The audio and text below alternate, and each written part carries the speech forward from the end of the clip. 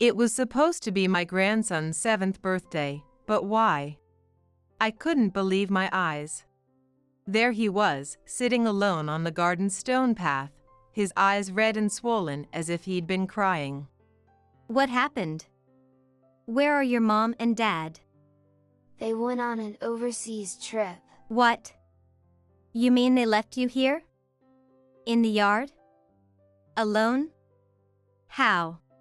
As my mind spun, struggling to comprehend, my grandson looked at me with a smile. Grandma, thank you. You came because it's my birthday, right? I'm so happy. At that moment I realized how foolish I had been. Why had I hesitated? It's my job to protect this child. I will never forgive my son and his wife.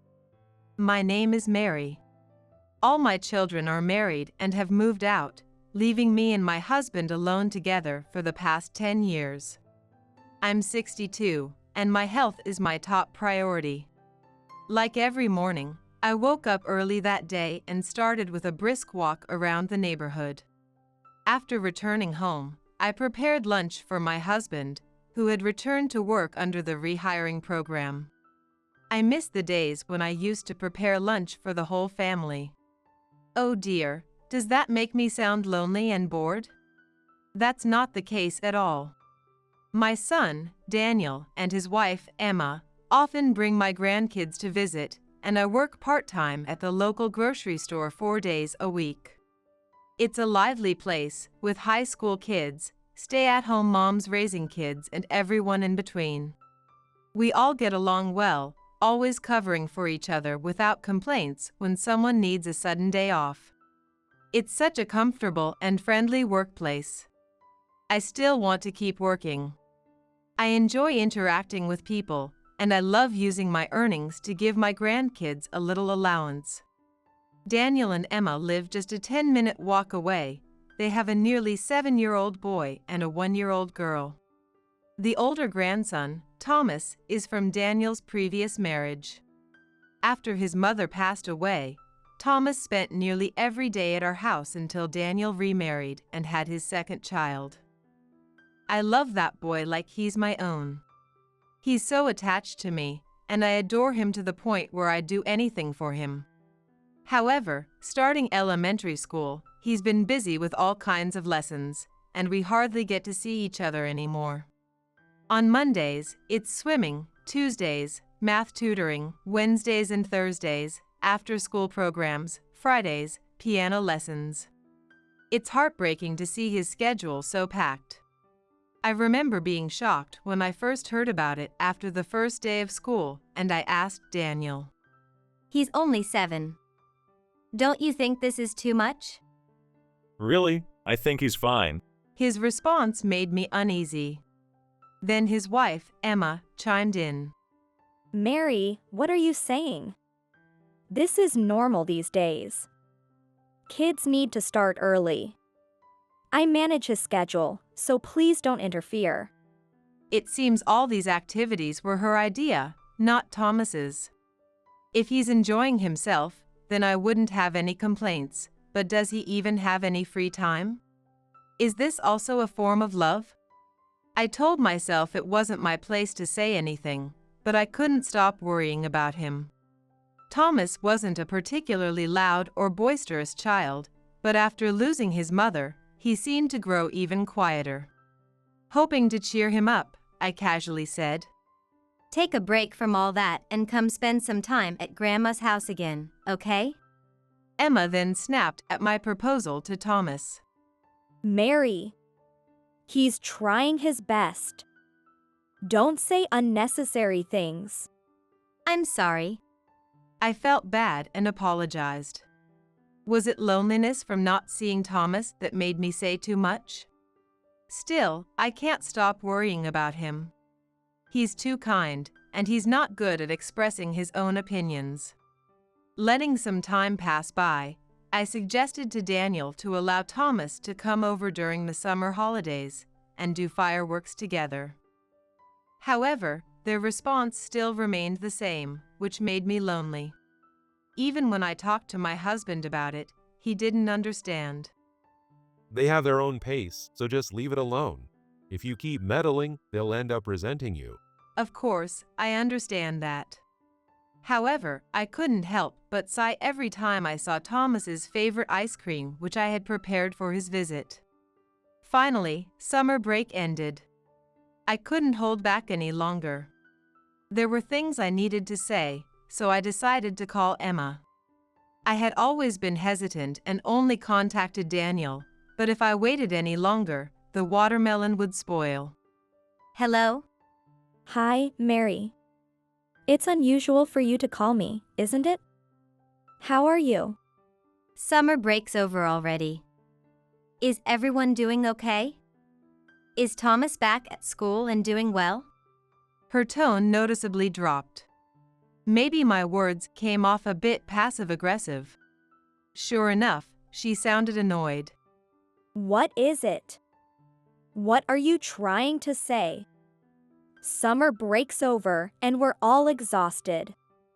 Unlike you, we're not sitting around with nothing to do. You're not going to suggest coming over or something, are you? No, it's just that I've got a watermelon, so you should totally come over. Ugh. Are you trying to bribe us with a watermelon? She's always been strong-willed, but that day she was particularly short-tempered and combative. As I struggled to respond, she muttered under her breath. Honestly, you are so persistent. Just drop it already. I said no, right? What? I had no idea what she meant. Persistent and drop it? This was the first time I'd called her. Why would she say something like that? Did my husband contact her? No, he doesn't even have her number. Anyway, we're busy. It's not going to happen. I've got to take the baby for her vaccinations today. Well, then, how about letting Thomas stay with us? We're fine, thanks. She hung up the call before I could even finish. There was so much more I wanted to talk about. I guess my husband and I will just have to eat the watermelon ourselves. Still, her attitude seemed odd. Maybe she's overwhelmed and exhausted from taking care of the baby. I can't help but think it would be fine to let Thomas stay with us without overdoing it, but no, I shouldn't. It's better not to meddle unnecessarily, right? I didn't have the courage to call her again, so I called my son, Daniel, instead. Hi, Mom. What's up? I wanted to talk to you. I just spoke to Emma, but she sounded busy. Anyway, Thomas's birthday is coming up, right? I want to get him a gift, but I need to check so I don't end up buying the same thing you already got him. His birthday. Oh, right. I totally forgot. What? You forgot? And you call yourself his father? It's just that the baby takes up so much of our time, so Thomas ends up getting pushed aside. He said it without a second thought. Does he even realize what he's saying? If both of you keep focusing only on the younger child, won't Thomas end up feeling isolated from the family? I was furious, but I took a deep breath to calm myself. Emma must have remarried with the determination to be a mother, and she's probably trying her best. Family dynamics are something only they can understand. If I meddle and upset the balance, it could cause problems. I steadied myself and chose my words carefully. Thomas is doing his best, so make sure you're there for him too. I'm here to help if you need it. I can take him in any time. Yeah, got it. His casual response irritated me. He probably wasn't thinking about it seriously at all. Come to think of it, he's always been like this, never putting much thought into things. It's disappointing that even as an adult, he hasn't changed. Don't just say got it. Think about how Thomas feels. Stop it. Who do you think you are? Emma's voice on the phone made me freeze. At some point, she must have taken over the call. I can't believe you called Daniel back after speaking to me.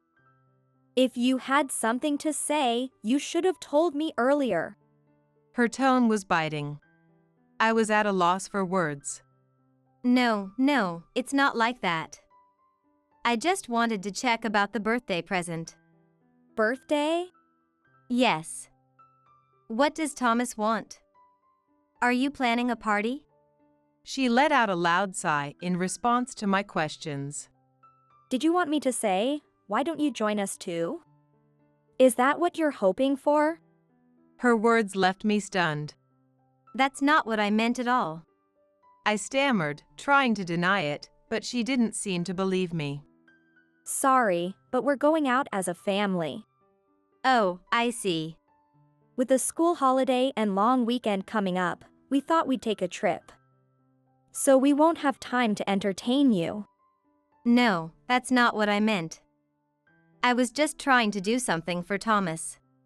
You can give cash as a gift later. Big toys just end up as clutter. With that, she hung up on me. I was left in shock, staring at the phone. Then anger began to bubble up. I only wanted to celebrate my grandson's birthday. Why did I have to feel like this? Adding up to it, I couldn't believe the last words she said. Did she say, just give cash? Sure, I'm not familiar with the latest toys or games, but there's a nicer way to say things, isn't there?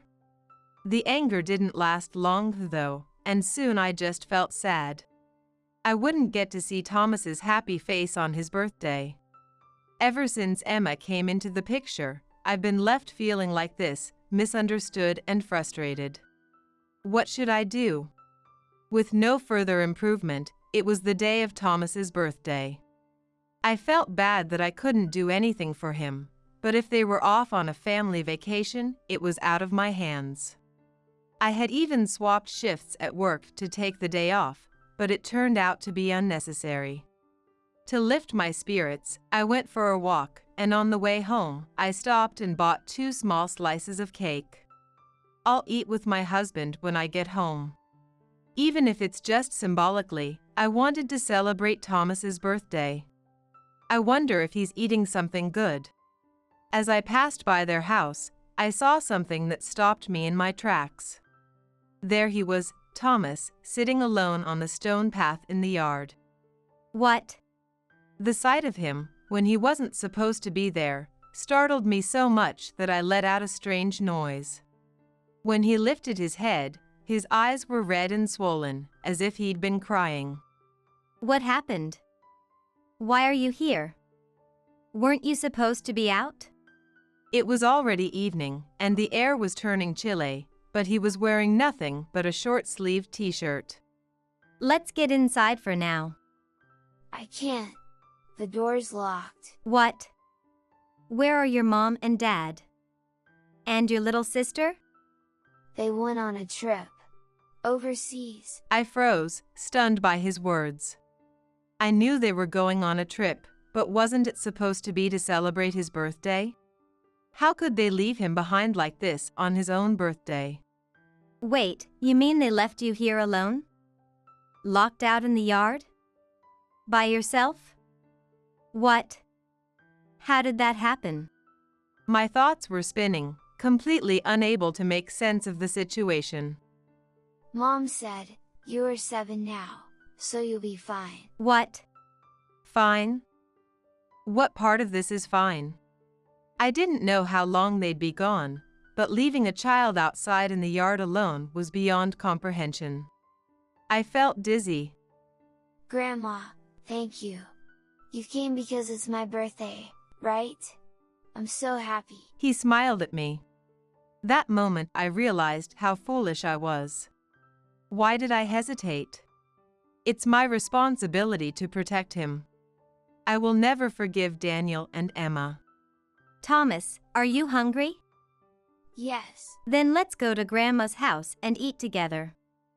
But if I leave the yard, Mom and Dad will get mad at me. Even in this situation, he was trying so hard to follow his parents' rules. Grandma will talk to them. You won't get in trouble, I promise. Really? Really? Do you trust me? Yes, I trust you. I took his small hand in mine and started walking. What should I do next? First thing first, I'll need to get another slice of cake. My husband and I can share one. A week later. The calls kept coming non-stop, making me think this must be what it means to be constantly bombarded with calls. Of course, it was from Emma. When I finally picked up, she was yelling so loudly I had to hold the phone away from my ear. Mary! Are you listening to me? You don't need to shout. I can hear you just fine.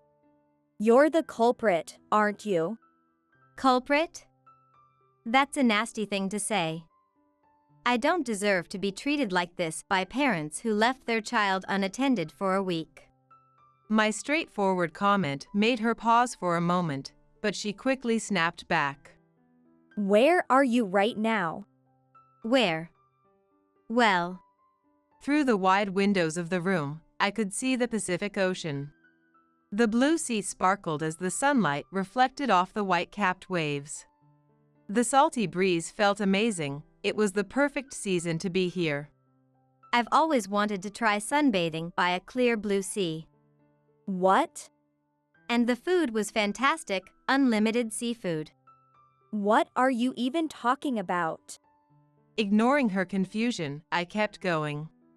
Yesterday, we were at the Gulf Coast. The view was breathtaking.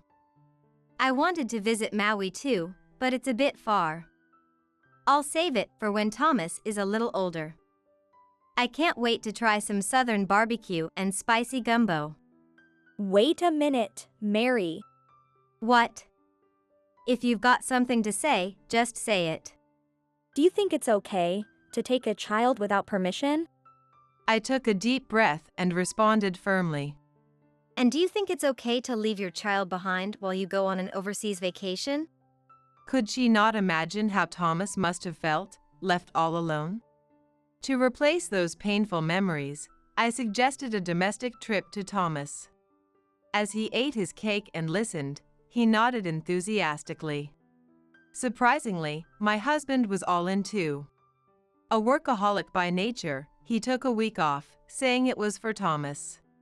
When I talked to my manager, they told me it was fine to take a leave. They said, "You're always working hard," which made me feel a little happy. We didn't have passports, so an international trip wasn't an option, but Thomas loves transportation. So we decided to take him on trains and planes, visit theme parks, and enjoy delicious food. We spared no expense, determined to make this trip special. Hence, the three of us set off on a beach tour. Thanks to my regular walking routine, I had no trouble exploring and sightseeing. This is our birthday gift to Thomas.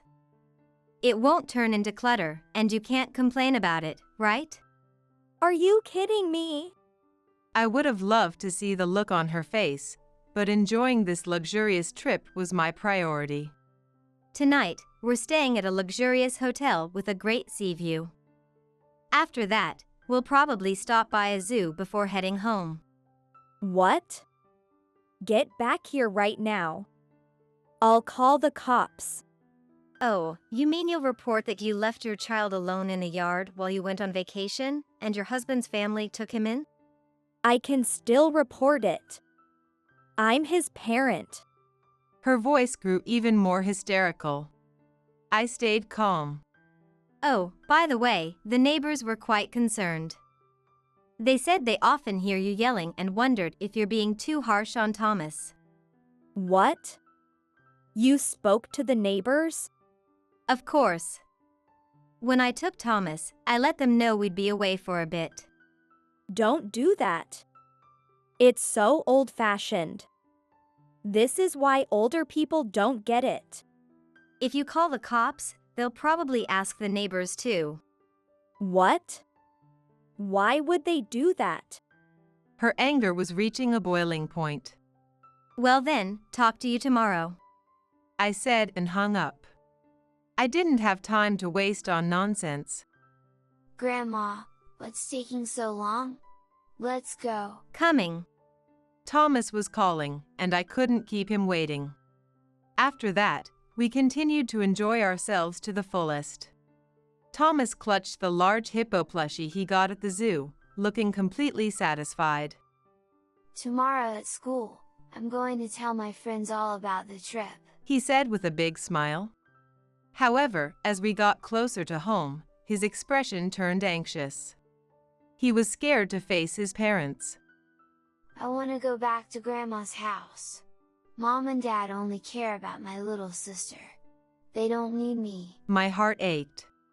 What kind of parents would make a child feel this way? It's okay. Grandma will protect you, no matter what. It was time for a direct confrontation. When we arrived at the house, it was my son, Daniel, who greeted us.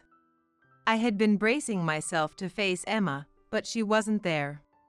As soon as we handed Thomas over, Daniel reached for the door as if to say, Okay, you can leave now. Before I could snap at him, my husband stepped forward. We need to talk. His firm tone was so uncharacteristic of his usual quiet demeanor. It made Daniel visibly uncomfortable. Dad, Mom, I get it, but Emma's really mad. Can't you just go home? His flippant attitude made my blood boil. Do you even realize what you've done?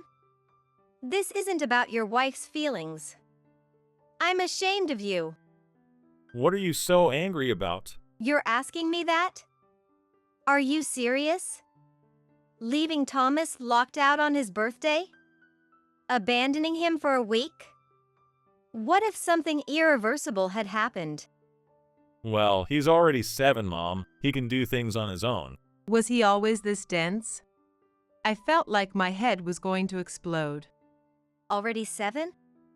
He's only 7. When you were 7, you were still wetting the bed.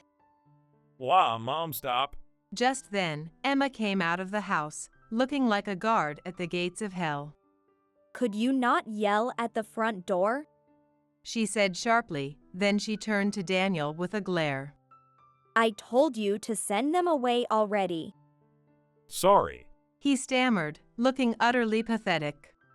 It was clear she didn't like seeing Thomas peeking out from behind me. Mary, I won't blame you for taking him around, but leave Thomas here and go. Why are you making me out to be the bad guy?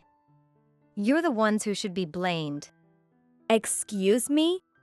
She gave me a sly smile. We prioritize Thomas's feelings. He's the one who said he didn't want to go on the trip. And we didn't lock him out. The side door was unlocked so he could come and go as he pleased. I was speechless. I had checked the front door, but it hadn't occurred to me there might be another way in. She looked triumphant. Even so, leaving a 7-year-old alone is irresponsible. And you told him not to leave the yard, didn't you? No, I didn't. What? I would never say such a thing. Do you have any proof? I was stunned. Proof? Of course, I had no proof. Also, I couldn't confirm if the side door had been open at that time. Now do you understand who's really at fault? As a stepmother, I've invested time and money into Thomas's education and activities. Meanwhile, you run off on some impulsive trip based on your assumptions. Who's being unreasonable here? And by the way, taking someone's child without permission could be a crime. With a smug smile on her face, Emma stared at me. Daniel was just standing doing nothing. I clenched my teeth in frustration, just as a small voice broke the silence. It's not true. It was Thomas. It's not true at all. I never said I wanted to stay home alone. Be quiet. Emma yelled with anger. However, Thomas wasn't done. I don't even want to do those activities. I've told you so many times I want to quit.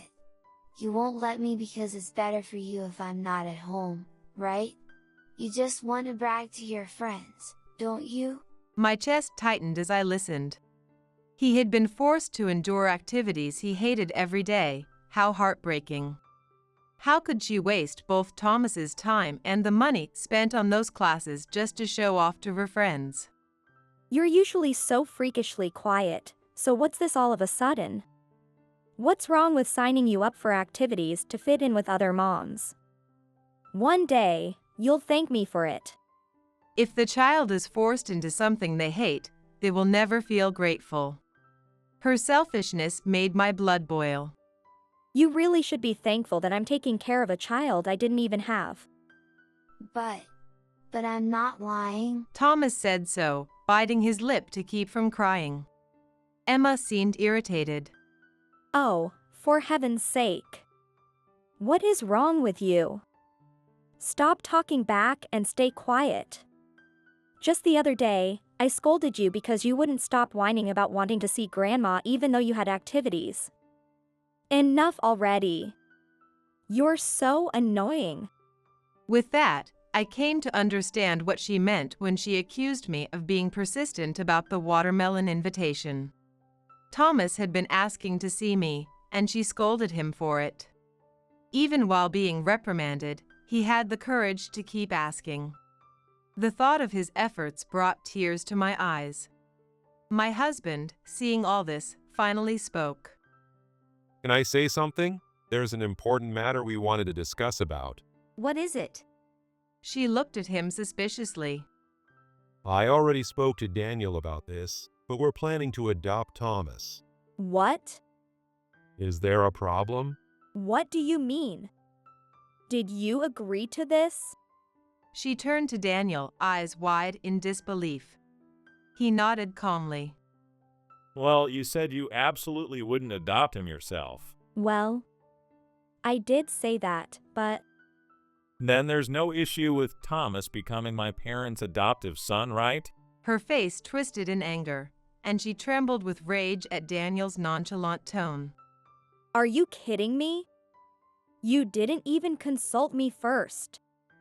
You're the one who said you couldn't handle adopting a kid who isn't yours. What's wrong with letting mom and dad take care of him in situations like this? So, she didn't want to adopt him herself, but couldn't stand the idea of us taking him either. Children aren't possessions. Even if he is a stepchild, how could they treat him so poorly, abandoning him, making him endure things he hated? Did they ever see him as a person, much less as their own son? Once again, I couldn't help but think about my son. I had always thought of him as a laid-back child, but was he always this clueless? Why did you agree to that without consulting me? Emma snorted, but Daniel still had no idea what he did wrong. Sorry, I didn't know you'd change your mind. I didn't think you'd suddenly want to adopt Thomas so badly. That's not it at all. I'm not Thomas's mother. If anything happens to you and I'm legally linked to him, I'll be the one who has to take care of him. I can't take responsibility for a child I didn't give birth to. In the middle of their argument, my husband quietly covered Thomas's ears and led him outside. I turned to Emma and said, You're despicable. What? Then I looked at Daniel. And you married the worst possible person. What are you talking about? I now understand you don't care about your child at all.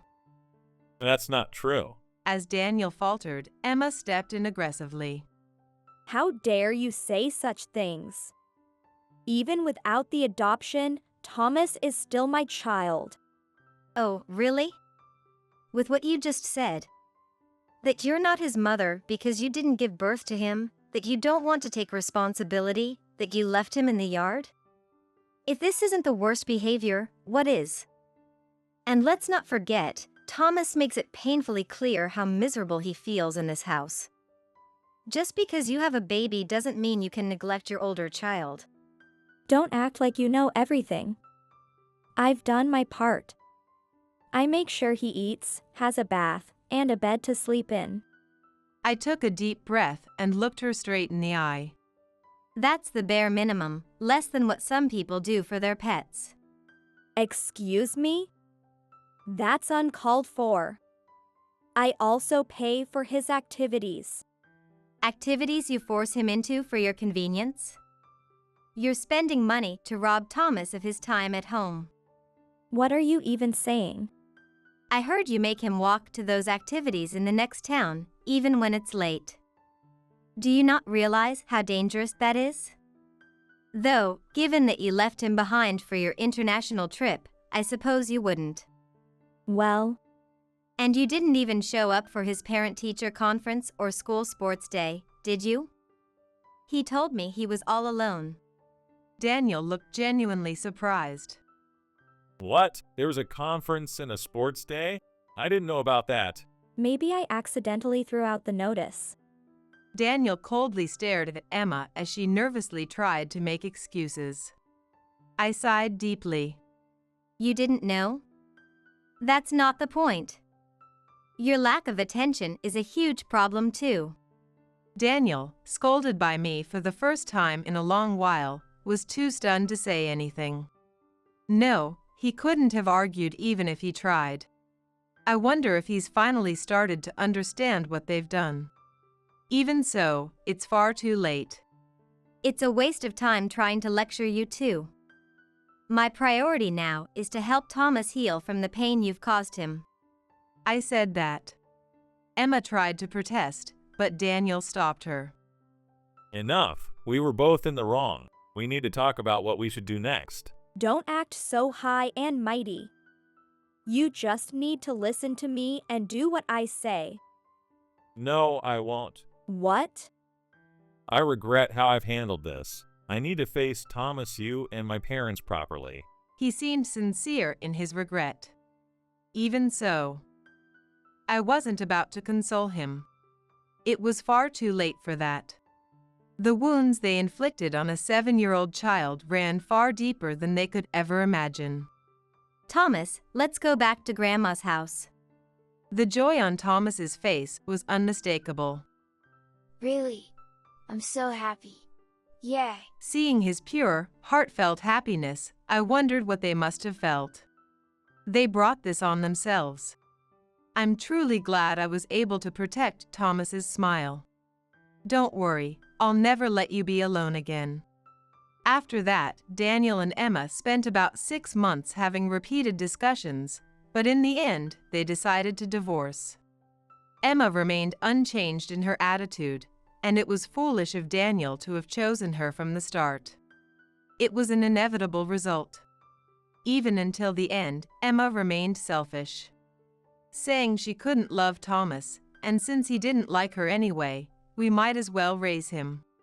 She outright refused to accept Thomas as her child. It made me want to ask, why did she even remarry? Clearly, she hadn't given much thought to what it meant to marry someone with a child. She kept custody of her younger child.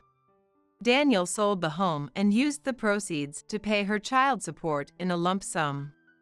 Then, he returned to us, apologizing and asking for another chance to be a father. He expressed regret and vented his frustrations. It only hit me after the divorce. She only married me because she wanted a stable life. I am a government employee, I owned a house, and I just lost my first wife.